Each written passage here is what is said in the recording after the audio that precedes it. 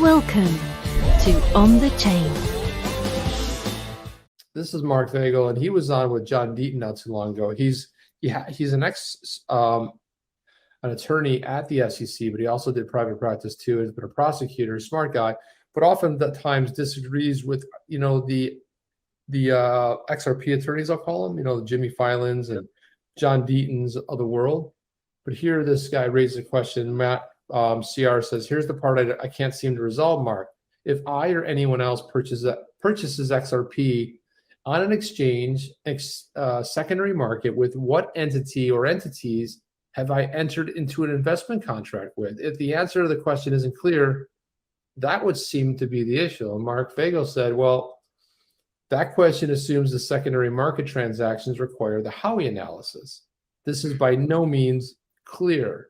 It could be that if the seller has issued securities to the public, then the instruments being traded remain securities. I think it's an open legal question. And this is interesting because this is somebody who spent a pretty good solid part of his career at the SEC and then in private practice outside of the SEC. He's retired now, but very knowledgeable as well. I like to hear it. He always has usually a counter opinion. His point, the open legal question still remains as to whether or not XRP itself is a security, right? So once it's deemed a security, then of course the sales of that XRP on the secondary market will still be considered a security, just like a stock. If you sell a stock, it's still a security, right? There's no discounting that fact. The problem there is the open legal question. It goes back to the first point, is that who's declared that XRP is a security? Gary Gensler, in his irrational, mind, believes that it's a security because according to him, everything is clear and obvious, but that's not the fact, right? The facts are murky, at best when it comes to SEC logic, but the point being is that there's still a road to climb, and there's a lot of other experts, not just Gary, that need to opine on this subject. And that's where we create good discourse, we get good outcome, bring a meeting of all the minds, get a melding of all the different thought processes in the space, the geniuses in the space of tech and stock, and bring everyone together in a room and sit down and say, we are going to define what a security is in relation to a digital asset. Until that time comes, Gary Gensler is a crazy man.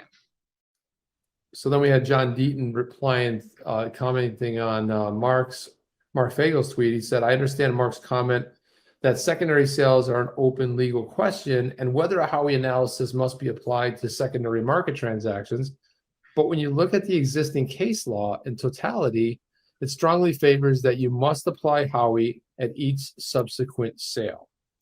So this is interesting because in this case, if you apply Howey, that wouldn't seem to wouldn't work because, again, to the gentleman's point before, there's no investment contract. Where's the investment contract? So it doesn't tick that prong of the Howey test. That's a good point, so to speak.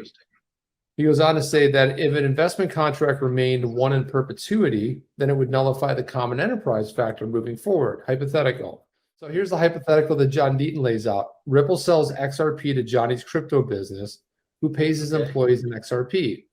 His employees, check this out. His employees, here we go. Hang on, I gotta show more here. Have never heard of Ripple and use XRP on their debit card. Not in the US, but anyway. Right. Well, let's just say, Okay. And then so the employee owes his friend $500, but instead he gets the friend to accept 1,000 XRP. So then the friend has 1,000 XRP sent to his Uphold XRP address. So then that friend hires Jeremy Hogan to write up a contract and then asks Jeremy if Jeremy will accept XRP as payment, to which Jeremy does. Then Jeremy adds the XRP to his already large bag. XRP suddenly moons to $10. Jeremy surprises Thin Vu on a trip to Florence, Italy. That's his wife. It's Friday and the banks are closed, so Jeremy contacts TapJets, pays for a private flight, paying with his XRP.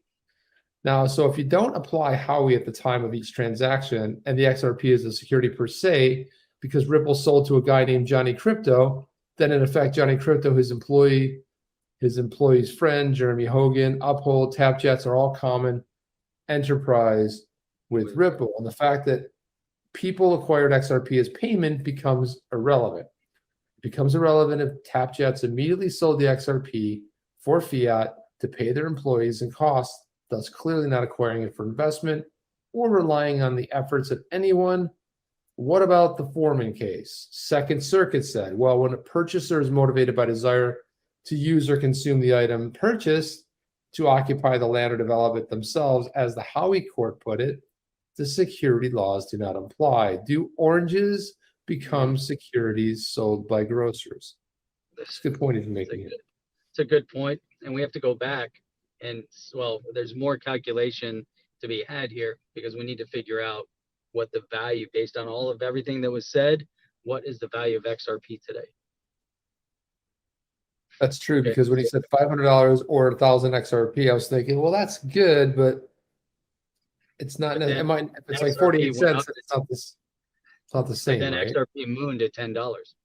So what's That's the value right. of XRP? And Jeremy Hogan got the big bag. But he couldn't take it, so he ended up going. He goes on to say that Spend the Bits uses XRP to spend Bitcoin, but you can then spend $100,000 Bitcoin buying a car using the Spend the Bits app, and then it'll cost you 0.00005 XRP to do it.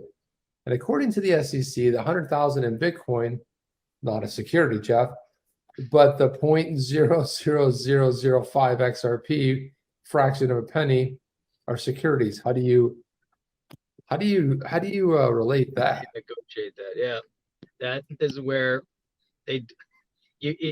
trying to use the principles of old to today become very difficult.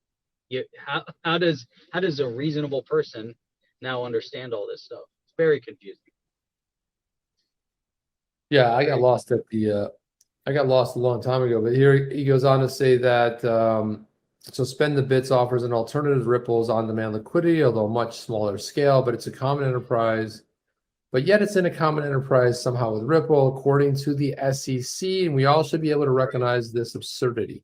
This is why I got involved in library.com on behalf of Naomi Brockwell. Let's see what else. John Deaton.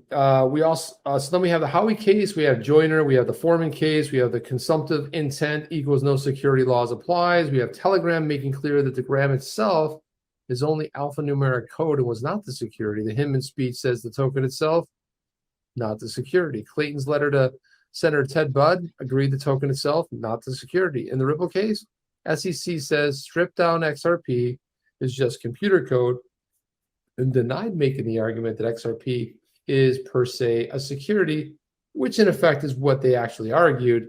And the Aquasonic case, judge said that Howey was to be applied at the time of the transaction. New York crypto lawyer did an exhaustive study on federal appellate case law and found no case to support the underlying asset being the security. In my amicus brief, I challenged the SEC to cite one single case that found an investment contract when there existed zero privacy or communication between a buyer and a seller / promoter. The SEC couldn't do it. So when you take the law into consideration, which is what we kind of come full circle on, the SEC has nothing to support its theory that secondary market sales are also securities. Some may argue the SEC has the right to pursue novel theories unsupported by the law, but I disagree. The SEC has the authority provided by Congress and existing law.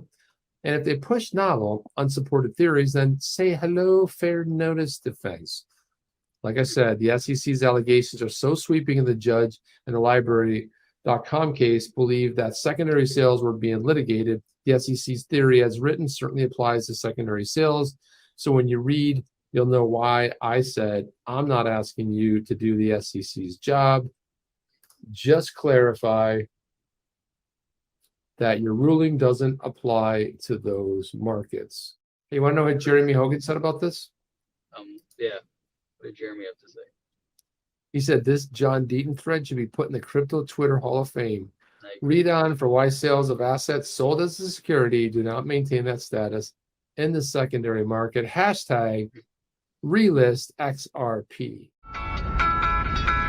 Are you down with OTC? Please like, subscribe, and click the bell to be notified when the next video drops.